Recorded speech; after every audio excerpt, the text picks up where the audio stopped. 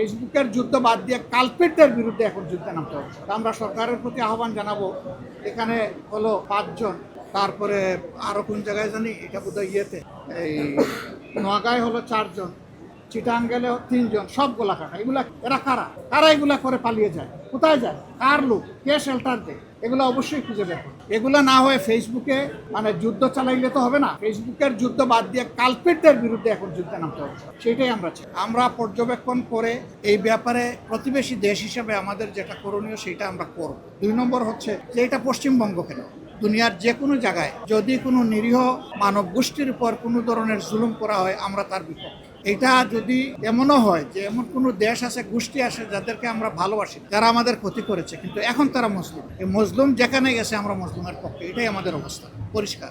2 নম্বর হচ্ছে ইসলাম ধর্মকে সেখানে আইডেন্টিফাই আলাদা করা হবে কেন? তাদের দেশের তো সংবিধান হলো ধর্মনিরপেক্ষ সংবিধান। সেই দেশের সকল ধর্মের মানুষের তার ধর্মীয় অধিকার, তার নাগরিক অধিকার ভোগ করার পূর্ণ এখতিয়ার আছে।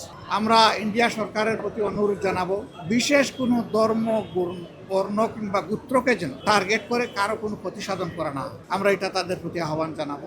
আর পৌঁছিনের যে বিষয়টা বলেছেন, এটা আরো যাচাই বাছাই করে যদি সেই রকম কোনো বিষয় আমাদের সামনে আসে, আমাদের ভূমিকা আপনারা দেখবেন ইনশাআল্লাহ।